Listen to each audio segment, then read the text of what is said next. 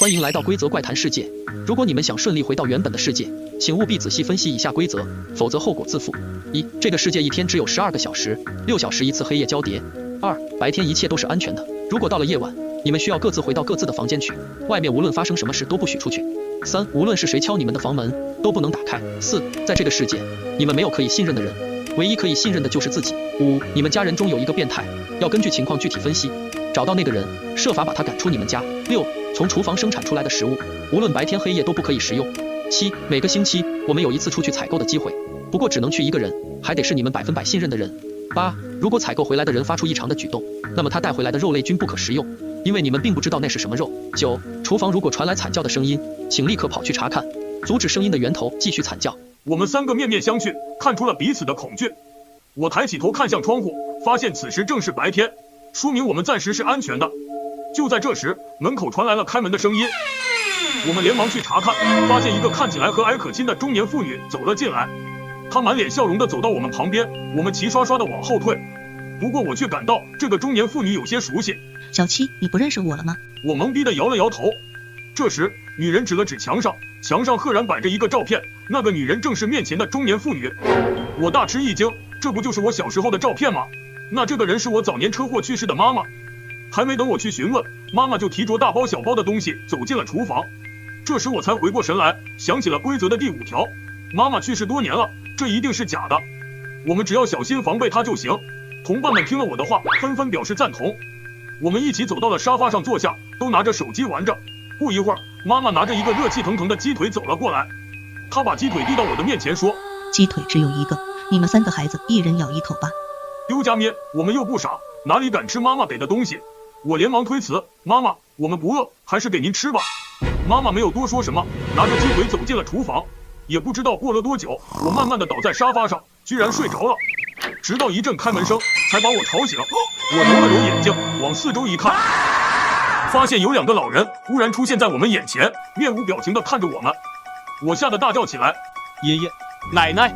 他们俩几乎同时叫出声来。这时，我发现窗外的天空变得黑暗起来。我低声对他们俩说，大家赶快回房间。你们3个都有各自的房间，天亮之前不许各自串门，你们自己选一间吧。我们点点头，向不同的方向前进。我一进房间就往床上一躺，回想着早上发生的事情。这个世界的家人好像都是我们各自去世的亲人，那么之前对妈妈的猜想就得推翻了。刚想到这里的时候，门外传来了敲门声。我猛地一抬头，谁在敲门？小七，开门呢，我是你妈妈。门外传来了妈妈的声音。关注小七，下集更精彩。欢迎来到规则怪谈世界。如果你们想顺利回到原本的世界，请务必仔细分析以下规则，否则后果自负。我大吃一惊，这不就是我小时候的照片吗？那这个人是我早年车祸去世的妈妈。她把鸡腿递到我的面前说，鸡腿只有一个，你们3个孩子一人咬一口吧。丢家咩，我们又不傻，哪里敢吃妈妈给的东西。我连忙推辞，我慢慢地倒在沙发上，居然睡着了。直到一阵开门声，才把我吵醒。我揉了揉眼睛，往四周一看，发现有2个老人忽然出现在我们眼前，面无表情地看着我们。门外的妈妈还在持续不断地敲门，我心里非常的清楚，只要我一开门，估计就要见佛主了，所以不管门外的妈妈如何敲门，我都不开。就这样，我在房间里惊恐地度过了4个小时，妈妈也在门外敲了4个小时的门。我看到窗外天慢慢亮起来，我知道安全了。此时门外的妈妈也安静了下来，我基本确定妈妈是那个变态的家人。我迅速起身跑了出去，看了看我的同伴们。我一到客厅，就发现妈妈坐在沙发上，脸上还挂着和蔼可亲的笑容。妈妈，你昨晚敲门是找我什么事吗？没想到妈妈听我这么说，却表现得很疑惑。她挠挠头，一脸茫然地对我说，小七，你昨晚是不是做噩梦了？我昨天晚上一直在卧室里睡觉啊，根本没有敲你的门。我一下子想到了第2条规则，白天一切都是安全的，如果到了夜晚，你们需要各自回到各自的房间去，外面无论发生什么事都不许出去。看来白天一到，妈妈就恢复了正常。此时我的2个同伴也从各自的房间里走了出来，妈妈一脸笑容地说，阿星、小帅，你们饿了吧？我去给你们做饭。说着就往厨房走去。此时2个同伴正窃窃私语，我凑了过去问道，你们在说什么？小帅连忙捂住我的嘴，示意我小点声。他神秘兮兮地对我说，小七，你昨晚那里有没有发生什么奇怪的事？我惊呆了，难道妈妈也去他们那里敲门了？不可能，昨晚她一直在我门前。我把想到的说给了他们听，他们听后脸上露出了特别惊讶的表情。小帅惊恐地对我说，我奶奶也来敲门了，是敲了1个晚上，还发出了非常恐怖的声音，吓得我在床上抖了一晚。我发现脑袋不够用了，因为疑似变态的人又多了一个。我又问阿星，你爷爷昨晚敲你的门了吗？他说那倒没有。听完我才松了一口气，这么说变态就藏在妈妈与小帅奶奶之间了。没想到阿星又补充了一句，昨晚我和我爷爷一起睡的。刹那我身上的鸡皮疙瘩立了起来，头皮发麻。我和小帅看向阿星的眼神充满了恐惧，我和小帅连忙与他拉开了距离，他显得不知所措。你们怎么了？为什么离我这么远？我颤颤巍巍地问他，你怎么会和你爷爷一起睡呢？规则上不是写了吗？无论谁敲门都不许开。可是那是我爷爷啊，并且开了门之后也没对我做什么伤天害理的事，我还睡得很香呢。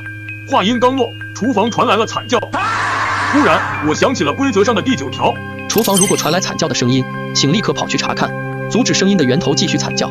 于是快速地向厨房跑去。我进了厨房，发现妈妈手里拿着10米大菜刀，把阿星的爷爷按在地上摩擦摩擦再摩擦。凄惨的惨叫声是从阿星的爷爷口中发出的。丢家咩！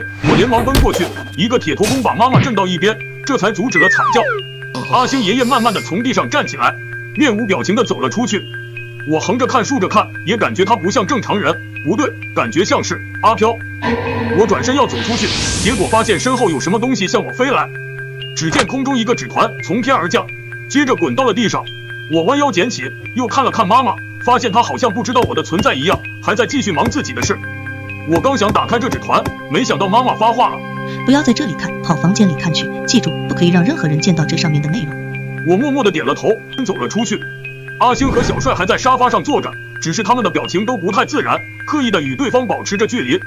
我跑进房间，迅速把纸团打开，只见上面用醒目的红色字写着，你必须认真琢磨一下第1条规则与第4条规则，这样才有可能生存下去。还有，你其中一个同伴已经不是你的同伴了，具体是哪一个我还不知道。什么？关注小七，下集更精彩。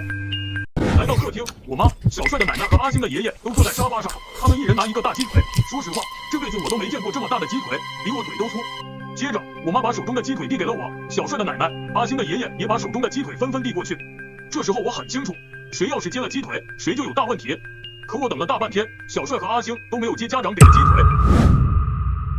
我看着手中的纸条，突然感觉身旁有凉风吹过。我寻思着，妈妈说其中一个同伴有问题，会是谁呢？小七，你在这干嘛呢？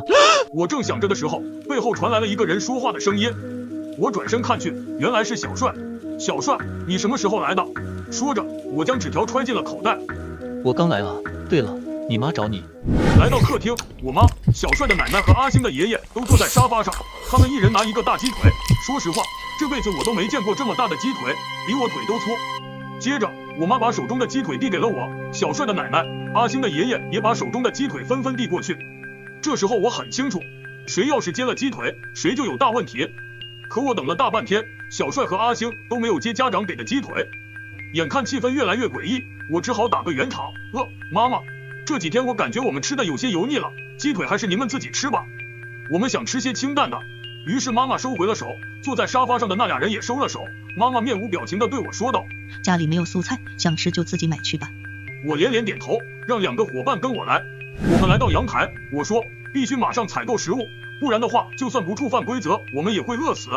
但规则上说只有1个人可以去，选谁呢？听了小帅的话，我们3个大眼瞪小眼，显而易见我们都不想出去。但是我知道这是一个机会，谁要是抢着去，他一定有问题。我们就这样僵持了很久。还是我去吧。小帅皱皱眉说。我和阿星都点了点头。小帅，你必须在天黑之前回来，否则可能会有危险。我叮嘱他。小帅点了点头，目送小帅出门。我和阿星回到客厅，此时这里空无一人，只有一个吃的肉都不剩的骨头在地上。我拿起来仔细的观察，发现这根本不是鸡腿，而是人的腿骨。想到这里，我吓得扔掉了我手中的骨头。而阿星已经坐到沙发上，无表情地玩起手机。我慢慢走过去，坐到他的旁边，不知道他是有意的还是无心的，他向旁边挪了挪，和我拉开了一定的距离。这时他口袋里的纸团掉了出来，居然和妈妈给我的一模一样。我偷偷地拿了起来，背对着他看了起来，结果第一眼我就傻了，这和我纸条里的内容居然一模一样。此时阿星把它抢了回去，惊恐地望着我。我想让他看看我的纸条，结果只是向他走了一步，他就尖叫地跑开了。这下我明白了，这这纸条是为了迷惑我们，挑拨我们之间的关系。想到这里，我连忙向阿星跑去的方向追去。追到阳台，我慢慢的走了过去。他见退无可退，站在原地瑟瑟发抖的望着我。我站在他身前，对他说：“阿星，别害怕，你的纸条是你爷爷给你的吧？”他一愣，我将我的纸条递了上去。他一看，表情也变得和我一般。小帅他奶奶一定也给了他一张一模一样的纸条，这是在故意迷惑我们。这时的阿星已经恢复了理智，也认同的点点头。我们等小帅回来，就跟他摊牌吧。随着时间的流逝，我变得焦躁起来。6小时的时间马上就要到了，可是小帅还没有回来。我看向窗外，天色变得黑了，小帅肯定出事了。就在这时，我听见家中大门开了，我伸出了脑袋听。我回来了，小七，阿星快来吃东西。是小帅，天黑了，他怎么才回来？我假装没听到，上床睡觉了。小帅带了什么吃的回来？此时传来阿星的声音，我暗叫不好。关注小七，下集更精彩。来到客厅，我妈、小帅的奶奶和阿星的爷爷都坐在沙发上，他们一人拿一个大鸡腿。说实话，这辈子我都没见过这么大的鸡腿，比我腿都粗。接着，我妈把手中的鸡腿递给了我，小帅的奶奶、阿星的爷爷也把手中的鸡腿纷纷递过去。这时候我很清楚，谁要是接了鸡腿，谁就有大问题。可我等了大半天，小帅和阿星都没有接家长给的鸡腿。眼看气氛越来越诡异，我只好打个圆场。不知道过了多久，这时窗户外面亮了。就在我准备出去的时候，我发现在桌子上不知何时有一张纸，上面写着：小七，我是小帅，我接下来的话你一定要记住，家里的规则你千万不要相信，那是假的，真正的规则在楼梯间，你要想方设法的跑出来，我们就在楼梯间汇合。我已经知道了打破规则的办法，千万不要相信家人的话，不可以吃家里的任何东西。阿星的话已经不能听了，他被他奶奶洗脑了。现在你有2个选择，第一，带着阿星一起逃离到楼梯间，第二，不管阿星，独善其身，自己到楼梯间与我会合。这2个选择只有一个真的，你要好好的想清楚。我能说的只有这么多了，祝你好运。我来到客厅，可是我并没有见到阿星。正当我要去其他的房间寻找时，阿星的爷爷突然出现在我的前方，他手里拿着菜刀向我逼近。我后退，转了个身，想要回到自己房间，没想到后面居然还有小帅的奶奶，我无路可走。小七，你为什么这么不听话？不是说过吗？天黑千万不可以出门。天不是亮了吗？我看向窗户，可是窗外一片漆黑。丢家咩，不管了，不走的话肯定死路一条，顾不了这么多了。于是快步向门口跑去，那2人就在后面跟着。我迅速把门打开，一把门关上，坐在地上直喘气。屋里的那2个一直在砸门，不知道这薄薄的门能否顶住他俩的攻击。就在我要去找小帅的时候，妈妈不知何时一脸诡异的从我前方飘了过来。被吓尿的我则是慢慢的向后退，但是我已经退无可退，于是闭上眼睛等待命运的安排。没想到她居然飘回了家里。我睁眼一看，妈妈不见了，里面的人也停止了砸门。就在我又要去找小帅时，屋子里传来了打斗声。我刚想去看一下，就在这时，忽然一个头伸了出来。快带上阿星，马上去找小帅！我要顶不住了。其实我知道你命中有一劫，我车祸被撞死，为了化身到这里帮你抵挡这一劫。只要你逃离出了这里，我也没有什么可留恋的了。还有，你们安全离开之前，阿星说的话都不可信。妈妈缩回了头，把阿星甩了出来。接着打斗声又响了起来。我扛着阿星大步就跑，来到楼梯口，终于见到了小帅。我刚把阿星慢慢的放到地上，他居然醒了。我问小帅这是怎么回事，小帅没有说话，而是抬头看了墙上。我也抬头，发现墙上贴着一张纸，只不过内容不一样。我仔细的阅读起来。幸运的挑战者，当你来到这里的时候，说明通过了第1关，接下来的内容请务必牢记。1. 家中的规则有的可信，有的不可信。2. 在这个世界，你们不会饿死，可是会有饿的感觉。你们出了房间，看到食物的时候，饥饿感会比平时强100倍。3. 你们看到了什么食物，不管有多饿，都不能吃这个世界的食物，一口也不能吃。4. 不可以和除了你同伴以外的所有人交流。5. 有一类人会想尽一切办法让你们犯规，请找到他们，把他们通通扔下楼。6. 如果从房间里逃出来的同伴行为异常，请抛弃他，放心，他自己会恢复正常，然后找到你们。7. 无论任何时候都不可以插队，否则后果自负。8. 看完以上内容，喜欢本视频的朋友来个免费的赞之后，立刻向天台集合。我们点点头，一起向楼上跑。正当我要去其他的房间寻找时，阿星的爷爷突然出现在我的前方，他手里拿着菜刀向我逼近。我后退，转了个身，想要回到自己房间。没想到后面居然还有小帅的奶奶，我无路可走。小七，你为什么这么不听话？不是说过吗？天黑千万不可以出门。天不是亮了吗？我看向窗户，可是窗外一片漆黑。丢家爹，不管了，不走的话肯定死路一条，顾不了这么多了。于是快步向门口跑去，那两人就在后面跟着。发现楼上有许多人在排队，只见排在第一位的人敲了门。谁？有什么事？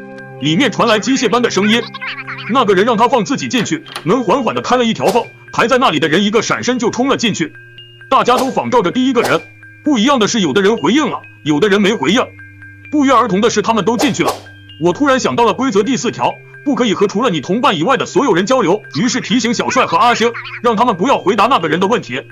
很快轮到我们了，当我走进天台，眼前的场景吓得我说不出话来。小七，快起床去学校，不然你就会迟到了。丢家咩，原来是个梦，吓死我了。关注小七，下集更精彩。